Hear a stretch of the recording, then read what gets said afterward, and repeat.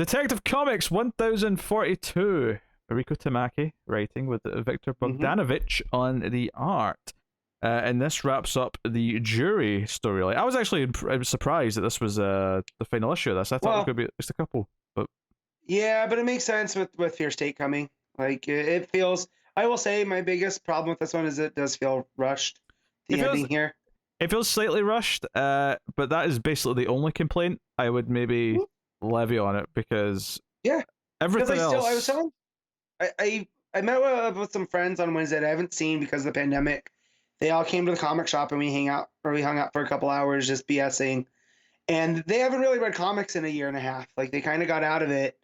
And I was telling them, because they know how critical I am of Batman, I go, I think Tamaki's Detective is the most I've enjoyed Batman in a very long time. Just with what they're doing with it, and that it's very unlike anything else.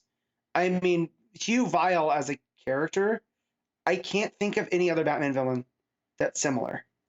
And even Mr. Worth, like, yes, we've had the big crime guy, but not the 7-foot, brick house Kingpin style Bat villain. So, and they didn't really believe me until I explained what was going on. And I feel like my one friend was like, all right, I guess I'll have to get the Comixology account back up. So that's a win. Yeah, so obviously we left with the cliffhanger of Batman being infected, and there's a couple of moments where he's still narrating, but only for a short while because he's taken over. And we have Penguin and Worth watching on. Vile's kind of realizing who's been infected from a distance, and he attacks the doctors and stuff around him. And then we get the visual that basically makes this entire issue, which is Batman looking like Cthulhu. That panel on the title page at the bottom, where it's just like the cowl but with the green eyes and the green sort of tentacles coming out from under the mask. Absolutely phenomenal. Pete, that's what I think the Bat God actually looks like. I'd buy it. Yeah. Go for it. Not Barbatos. This thing right here. This is terrifying. This is wonderful. This is what strikes. Yeah, this is what strikes fear to the what does he say? A superstitious and cowardly lot. Yes. That's this thing right here. Yeah, and Worth and Penguin kind of turn each other basically immediately, because because Cthulhu Bat-Thulu, whatever you want to call him, he starts obviously causing absolute chaos. It turns into red narration boxes with saying like, find him, my puppet, my obviously he's getting like calls from like Vile's like Parasite, and he's looking for Worth, and they end up on a roof, and all this art is gorgeous. Bogdanovich here, there's a great page here where there's the lightning striking behind Batman with, again, these tentacle coming out of his mouth. But you've got the bottom, it's like the animated series where you've got the silhouette of the rooftop at the bottom, with just the small characters down there. It is a gorgeous page. All of this felt like really big climactic sort of face-off stuff, which is really nice. So even though I could have really had like a whole issue of like, Bat-Thulu like causing chaos in the streets as Huntress tries to track him down, all of this stuff, but actually going against Worth, and Batman being able to like gain enough control as he's dangling him off the roof to like sort of not kill him, right? Because that's the one thing, the strongest will in Batman's body is not to kill, right? So after he drops him, he shoots a batarang and is able to and it gives us, there's a little bit of dialogue later to explain maybe that maybe it wasn't as potent as normal because it was like taken into a vial and taken and shot at him elsewhere and stuff like that. As much as I rail against that whole concept of Batman can do this, I like the idea that even with this parasitic infection, that will not to kill is stronger. Yeah. Like Bruce is gonna override Vile's impulses every time. And I feel like him throwing the batarang kind of to save him, I like that because it's a small moment, that it does end up meaning a lot. Yeah, and it's also promoting like, Batman's like most true and virtuous like quality, right? It's not promoting his skills as a fighter, it's not promoting his skills as a thinker or anything like that. It's not, or his physicality or anything. It's purely just his will to be good and to be the best person that he can be. This idea of not killing and not crossing that line. So it's one of those things, like putting that idea over. Like it's hard not to find that heartwarming and not to like sort of have it promote like the idea of Batman as opposed to any of his like, you know, prowess as the best fighter in the world or anything like that. So I think all that works. Obviously Huntress shows up and she's talking to Oracle and trying to find Batman. And Batman actually cuffs himself. Yeah. Just in a moment of control again. And then, you know, we have all the big stuff. Then the big showdown, Vale shows up. He's like, I have the bat now. Yeah. Basically, Batman like charges in at him while he's still sort of under control. And the parasite comes flying out of Vale's mouth and Huntress crossbows it midair. Bink. This reminded me of something that would have happened in like The Thing. You know? Like Huntress is in that Sure. Kurt Russell kind of mode. But yeah, it's very, very sci-fi monster movie. And we don't get that enough in Batman. So I'm here for this. But a bit more of an athletic like flair to it, obviously, than The Thing. Of course. Because they're all like schlubby middle-aged dudes in that movie. But this is, you know, Huntress's peak human condition, you know. But yeah. Yeah, so we get the sort of the follow-up, which is them at the grave of Sarah Worth. Bruce and Helena. And they're talking about what they went through. He kind of explains that, you know, maybe it wasn't as potent because it wasn't administered directly. Maybe it was watered down because of how it was given to him. You know, they don't know for sure. Maybe that's how he was able to fight through it. So it gives you enough to just maybe give it some doubt. We actually see Batman in his classic outfit at the end, which obviously was set up before. Right. Was that in this or was that in Batman? That was in Batman. That was in Batman. So that's a nice little bit of synergy between them. Yeah, because remember, Babs told him he had a spare suit stashed. No, that was in Tech. That was in Tech. I remembered the scene. I just couldn't remember if it was this or Batman. It was Tech because we were talking about that it was in the spare cave. That's right. Not the spare cave. This one of his underground layers. That's right. Yeah. It's older. Yeah. I got that confused with the Matches Malone stuff with the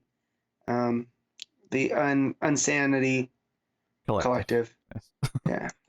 Yeah. Deb gets a very expensive bottle of wine. Whiskey. Bruce. Oh, is it whiskey? Sorry.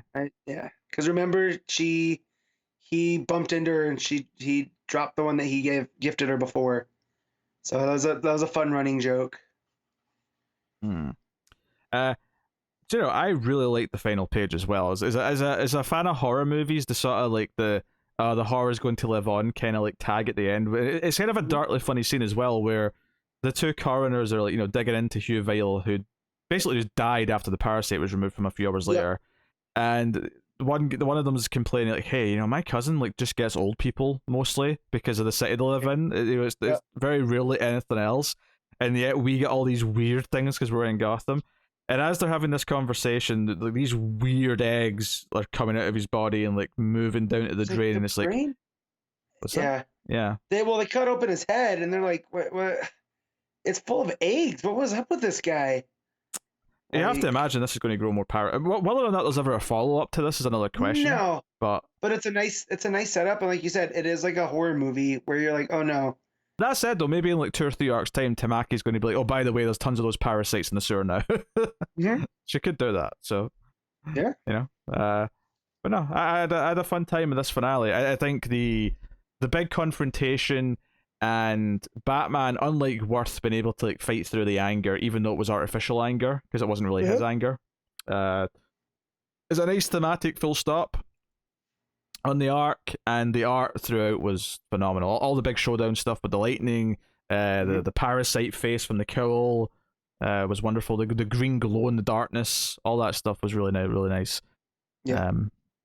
Yeah. So what are we giving the main story then?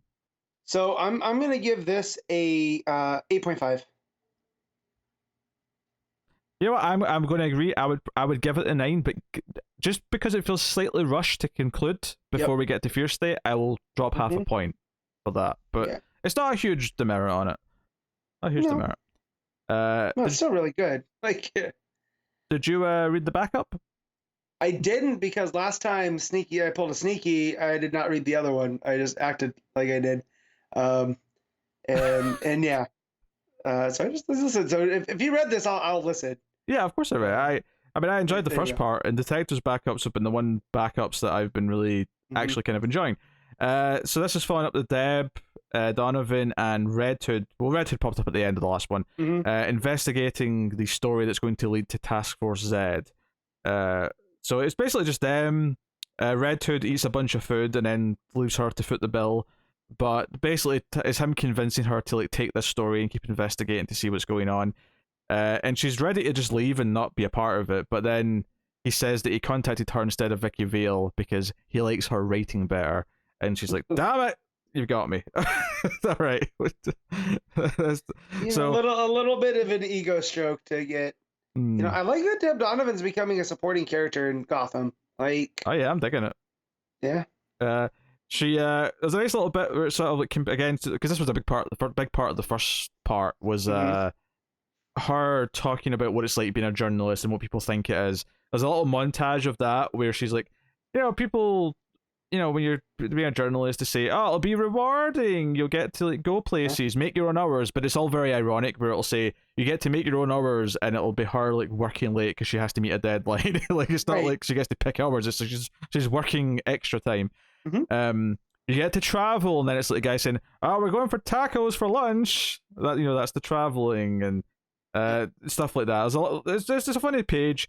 And then she says that, one of the things that people assume is that it's a lot of stakeouts, when she's like, no, this is actually my first one. She's staking out the morgue to see if anything's happening with the bodies. And basically, Vicky gets pissed at her when she phones her. Because she's basically taking her source, and even that's got a funny beat though, because Vicky's on a date, because Deb calls her and says, hey, you busy? And she's like, nah, what's up? And it's her sitting in a fancy dress at a restaurant and a guy with his arms folded, like, what? Seriously? We're on a date? Not Bruce Wayne. Yeah, not Bruce Wayne, no. As I'm looking through it. But yeah, no, clearly kind of like Bruce Wayne, but it's definitely not Bruce Wayne. Just got a type, right? I mean, yes. Yes. But yeah, so sure enough, some bad guys show up at the morgue and they're taking some bodies. Deb's pissed at Red Hood for tapping her phone. I did enjoy the dialogue here because Deb's like, did you tap my phone? And Red Hood just goes, yes. Don't lie to me, I can find out. And he's like, I said yes. So just some fun stuff. Red Hood goes off to fight the bad guys and ask some questions about why they're there, what they're doing. But as this is going on, Deb tries to call the police and is hit from behind, giving us a little cliffhanger for next time. I'm digging this. I like Deb as a character. I think the chemistry with Red Hood's actually pretty solid, and you know what? They've got me. I'm interested in this Task Force Z. This reanimating corpses for a zombie Suicide Squad is actually kind of interesting. So, especially since they're tying in multiple deaths of villains that, I don't really care about Astrid Arkham so much, but the fact that Man-Bat was killed in a backup recently, which leads into this, Bane and the A-Day stuff, and Batman, like, again, everything feels connected, it feels nice.